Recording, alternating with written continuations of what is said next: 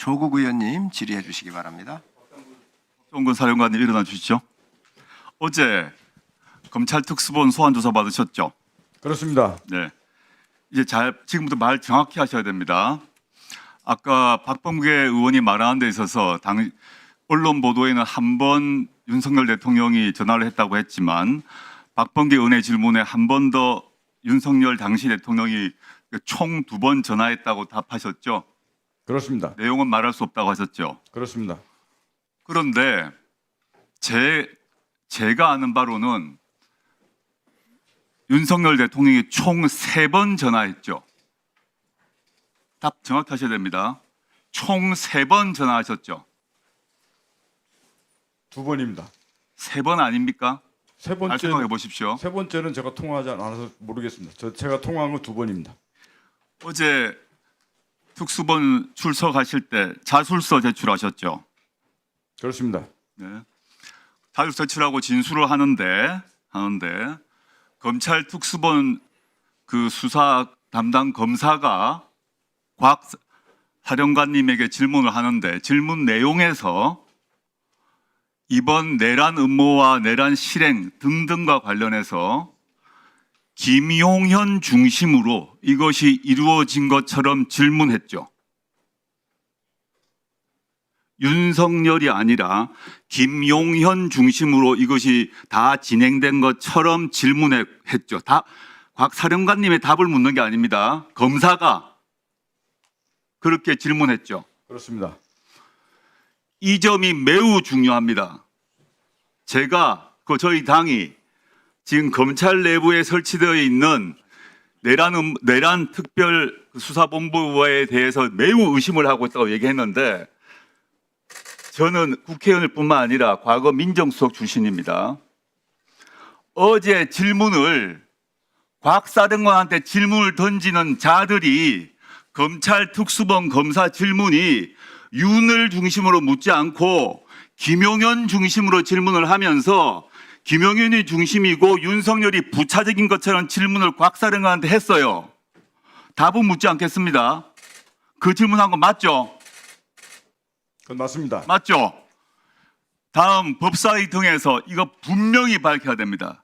저는 지금 이 검찰의 특수수사본부장 포함해서 그 본부장이 현재 한동훈 국민의힘 대표와 함께 현대고등학교 설법대 이현 후배라는 거 알고 말씀드렸고, 그 박 본부장의 장인과 그 박 본부장의 아버지와 한동훈의 장인 사이가 막역한 사이라는 얘기를 이미 밝힌 바 있는데 어제 질문에서 그렇게 질문을 했습니다. 제가 기가 막혀서 제가 오늘 기다리고 있었습니다. 현행 계엄법에 따르게 되게 되면 우리 박 육군 참모총장, 예, 계엄은 누가 지휘하게 되어 있습니까? 예, 대통령으로 지시받은 법사, 대통령이 하게 되어 있습니다. 법상 계엄법 6조상 대통령이 직접 지휘하도록 되어 있어요. 근데 김용현 장관이 언론 보도 또는 검찰에 들어가서 뭐라고 진술했는지 아십니까? 모르겠습니다. 자기가 대통령으로부터 지휘 권한을 위임받았다고 진술하고 진술도 검찰에서 했고 이번 특별수사본부에 언론에도 그랬어. 이게 무슨 의미냐 하면 자기가 중심으로 하겠다는 거예요. 김용현 중심으로 하고 윤석열을 배치하겠다고 부차적으로 배치하겠다는 겁니다. 그런데 계엄법상 6조에 대통령의 지휘 감독에 따라 이루어지고 모든 것을 대통령이 직접 지휘 감독한다고 돼 있어요. 그런데 지금 검찰 안에 있는 내란 특수본 수사가 이상하게 진행되고 있습니다.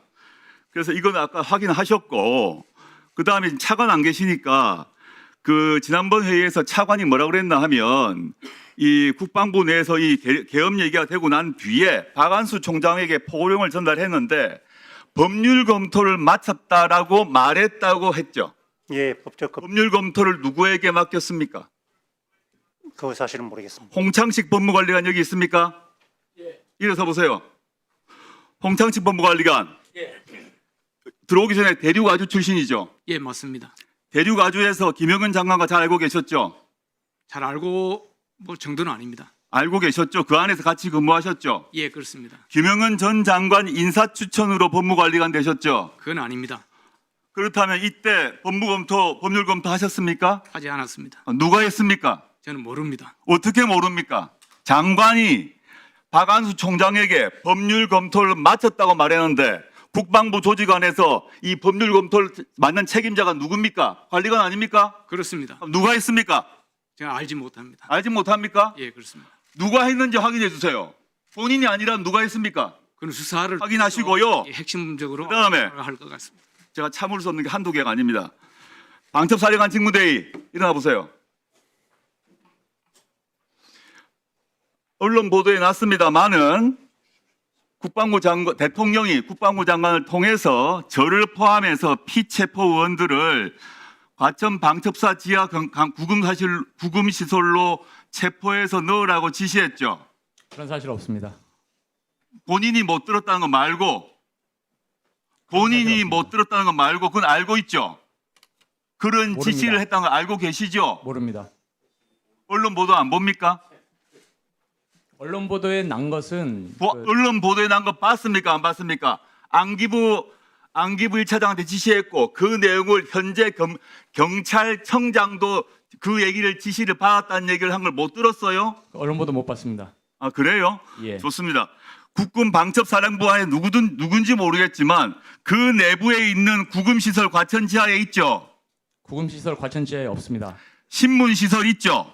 수사단장, 안보수사실장 수사단에 그 내 구금시설이 있죠. 구금시설 없습니다. 없습니까? 예, 어디에 수용하라고 했습니까? 저는 모릅니다. 저를 또 이재명 대표를 어디 넣으려고 했습니까? 듣지 못했습니다. 그럼 모른다니까 빼고요. 지금 그러면 707 특임단장 예, 특임단장입니다. 용산 앞에서 기자회견 봤습니다. 저는 그걸 찡했습니다. 특임단장께서 저를 포함해서 국회의원들 체포 지시 받으셨죠? 저는 국회의원 체포 관련된 지시는 없었습니다. 봉쇄 관련 지시만 있었습니다. 그러면 예, 오늘은 누가 직접 체포를 담당한 사람인지 알려주세요. 지시를 내려왔습니다. 안기부 1차장도 인정했고 경찰청장도 인정했습니다. 그러면 당연히 룰상 구금시설을 먼저 확보합니다. 아까 방첩사에서 없다고 그랬어요. 신공실일지 어딜지 모르겠는데 들어왔어요. 수갑까지 갖고 왔어요. 어디로 대포합니까? 어디에 넣을 겁니까? 보통 시설을 비웁니다. 비우게 돼 있어요. 모르십니까? 의원님, 제가 받은 임무는 건물 봉쇄였고 저희가 평시에 가지고 가는 케이블 타이는 인원 포방용은 맞습니다. 그건 대테러 상황을 말씀드린 거고 저는 봉쇄 상황에서 출입문을 봉쇄하기 위해서 추가적인 절차를 했습니다. 이런 아니시라면 체포조가 따로 있었지 않습니까? 그 체포조에게 누구라고 임무를 준 사람이 있어요. 그 다음에 수순당 그냥 데리고 갈 수가 없어요. 데리고 가면 암수사죄로 넣거나 완전에 넣으라고 했으니까 동국지소에 비웠다는데 동국지소에 단독방 여러 개 비하라고 했다는데 거기 넣으라고 했으니까 이 중에 누가 합니까?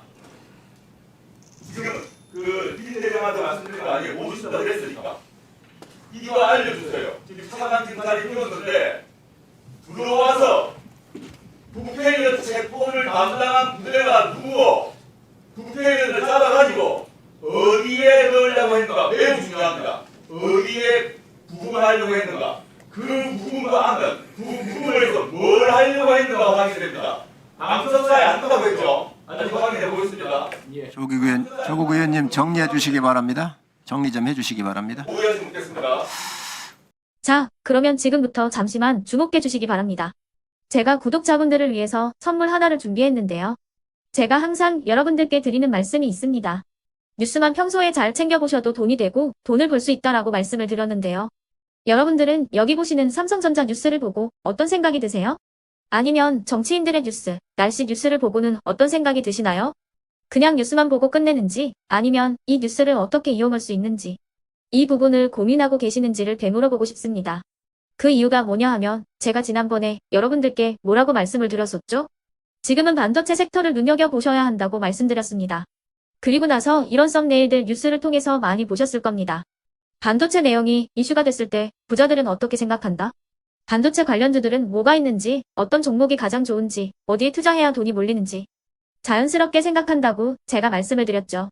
그 이유가 뭐냐 하면 부자들이 봤을 때는 이슈가 곧 돈으로 이어지고 그 이슈가 나에게 돈을 벌어준다는 경험적 확신이 있기 때문에 부자들은 항상 이런 사회적 이슈를 관심 있게 챙겨본다고 제가 말씀을 드렸습니다. 이번에도 마찬가지인데요. 제가 지난번에 시청자분들과 함께하는 주식으로 수익 내기 이벤트를 진행했었죠. 당연히 100% 무료로 진행을 했었고요. 여기 보시면 아시겠지만 제가 지난번에도 구독이라고 보내주신 모든 시청자분들께 반도체 관련주 중에 가장 크게 급등할 딱 한 종목, 많은 종목도 아니라 한미반도체 한 종목을 여러분들께 추천드렸어요. 그러면서 여기 나와 있는 대로 정확히 얼마에 매수해야 하는지, 그리고 수익률이 어느 정도 나왔을 때 팔아야 하는지를 이런 부분들까지 여러분들에게 정확히 알려드렸었는데 지금 실제로 어떻게 되었다? 오른쪽을 보시면 아시겠지만 제가 지난번 문자 발송으로 이 한미 반도체를 소개해드리고 나서 실제로 이렇게 5배 이상 어마무시한 상승이 나왔습니다. 100만 원만 투자를 했어도 무려 500만 원이 넘는 수익금이 생긴 거죠. 그래서 당시에도 굉장히 많은 분들이 제가 드린 이 한미 반도체로 수익을 내실 수가 있으셨을 텐데요. 다시 한번 축하드린다고 말씀을 드리겠고 이번에도 마찬가지입니다. 앞으로도 2024년, 2025년 계속해서 기대해볼 섹터는 AI입니다.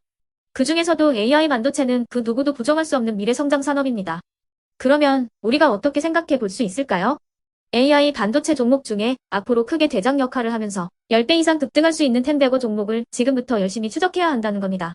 큰 돈을 투자하지 않더라도 월급의 일부분 아주 소액이라도 이 종목을 모아가야 수백 %의 수익률을 손에 쥘 수 있는 것이죠.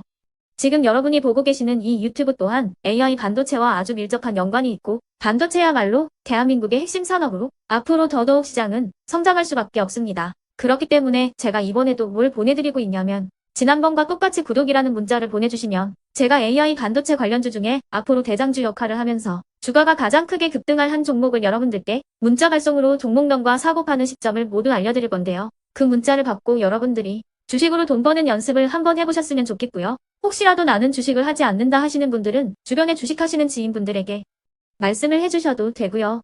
아니면 연세가 있으셔서 투자가 어렵다 하시는 분들은 이 종목을 자녀분들에게 한번 사봐라, 이걸로 한번 수익을 내봐라, 이렇게 조언을 해주실 수도 있는 거겠죠. 그래서 지금 이 영상을 보시는 시청자분들 중에 나도 이번 종목이 좀 궁금하다 하시는 분들은요. 누구나 상관없이 그리고 어느 시간대나 상관없이 부담없이 010-2514-5930번으로 구독이라는 문자 보내주시면 제가 이번에도 똑같이 무료 추천 급등주 문자를 보내드리겠습니다. 이해되시겠죠? 제 번호 010-2514-5930번으로 구독이라는 문자 보내주시면 여러분들이 직접 이슈를 통해서 돈 버는 연습을 해보실 수가 있는 거고 제가 돈을 받는 것도 아니고 투자를 대신해 드리는 것도 아니기 때문에 부담 없이 신청해 주시면 되는 겁니다. 그리고 수익이 나면 저는 다른 것은 하나도 바라지 않습니다. 제 채널에 구독, 좋아요 한 번씩만 눌러주시라 이렇게 다시 한번 말씀을 드리겠습니다.